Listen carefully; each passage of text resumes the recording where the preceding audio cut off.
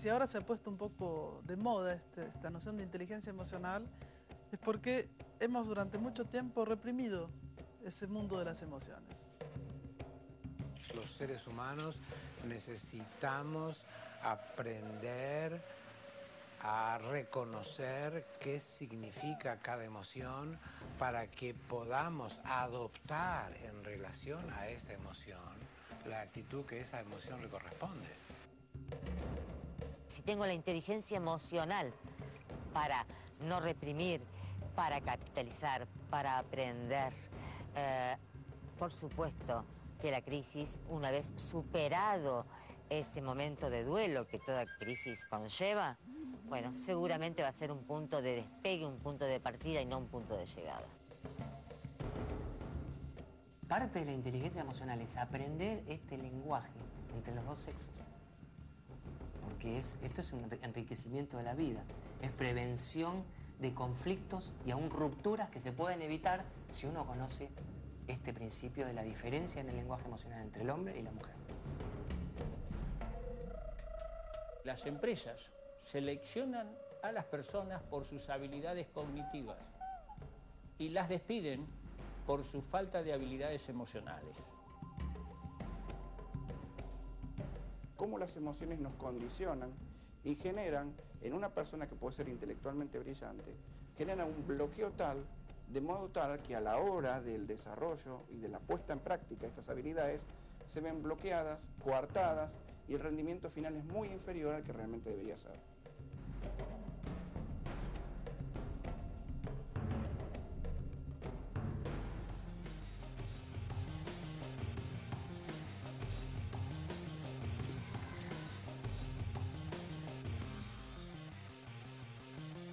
Inteligencia emocional. ¿Por qué a algunas personas les va mejor en la vida que a otras? ¿Por qué algunas con alto coeficiente intelectual y que se destacan en su profesión no pueden aplicar esta inteligencia en su vida? Van a la deriva, del sufrimiento al fracaso. ¿Y por qué otras con un alto cociente intelectual terminan trabajando para otras que tienen un cociente intelectual más bajo, pero que saben conectarse, influir y relacionarse mejor? La respuesta está en las emociones.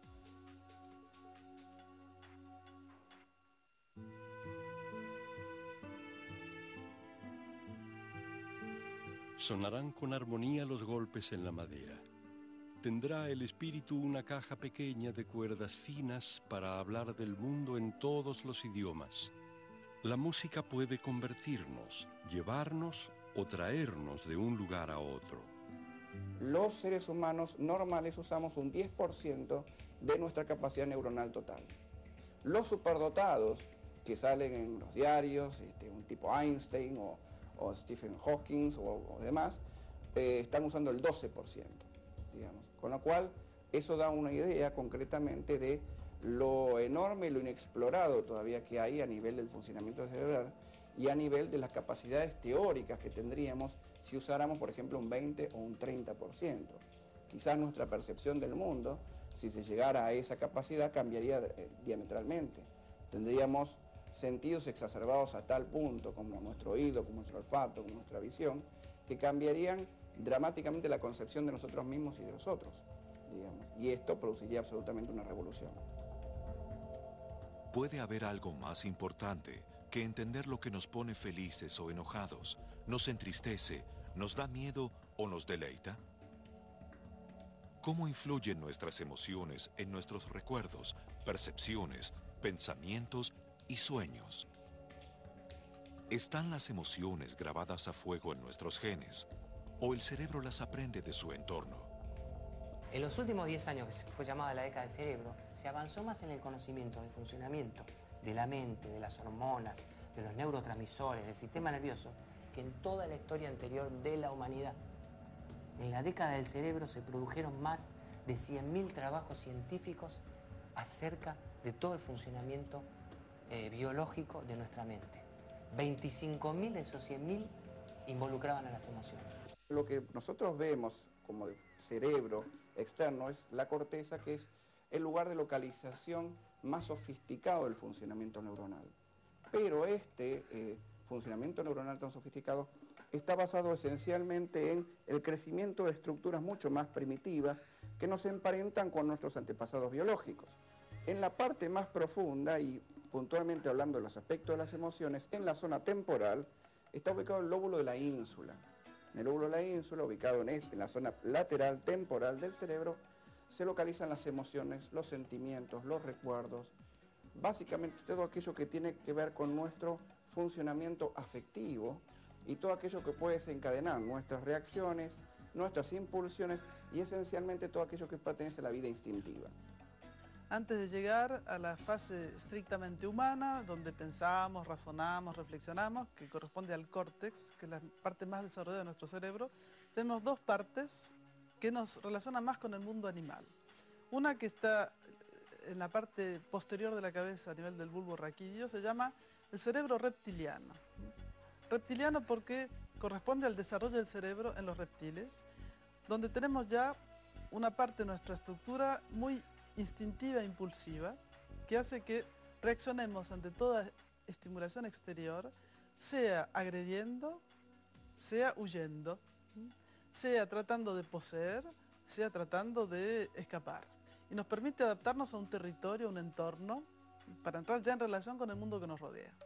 Luego está el cerebro, la parte límbica del cerebro, donde se empieza a desarrollar una relación un poco más sutil de ese sentir la relación con el entorno, y ahí nacen las emociones. Todo lo que sea hemisferio izquierdo se ocupa de todo lo que sea secuencial, de todo lo que implique una determinada rutina y todo lo que implique elementos esencialmente de tipo lógico. Entonces todo lo que sea normativo, todo lo que forme parte de lo aprendido, de lo mecánico, por ejemplo conducir un auto, todo lo que sea, digamos, estandarizado y clásico, va a estar en la parte izquierda de nuestro cerebro. La parte derecha de nuestro cerebro va a ser la parte más creativa, más dedicada a lo soñador, más dedicada a la expresión artística. Sin darnos cuenta hemos dejado de lado el costado que llamaríamos más femenino de nuestra psiquis, que era el que creaba toda la relación, que vive por imágenes, que tiene una visión intuitiva e instantánea de las cosas, más espontánea, más directa. Y ahora nos dimos cuenta que debe trabajar con los dos, porque el punto común entre esa inteligencia racional y la inteligencia emocional es la palabra inteligencia.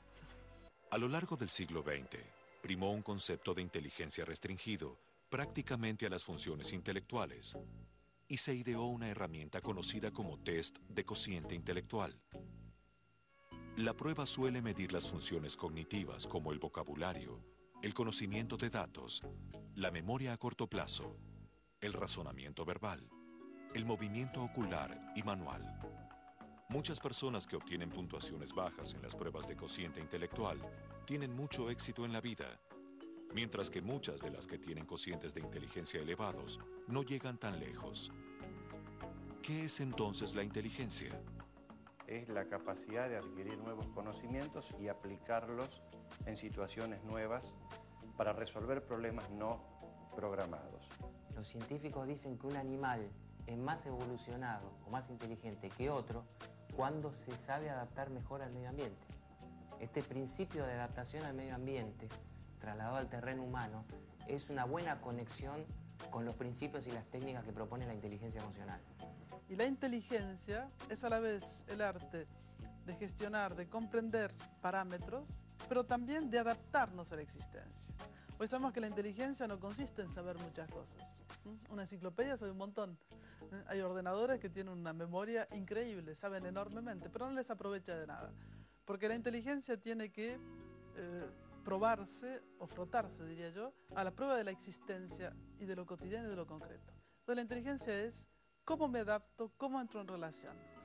En 1920, el psicólogo Edward Thorndike postula la existencia en las personas de lo que llamó inteligencia social. Recién en 1986, Howard Gardner, psicólogo y educador de la Universidad de Harvard, impacta en el mundo de la educación con una obra clave, Estructuras de la mente,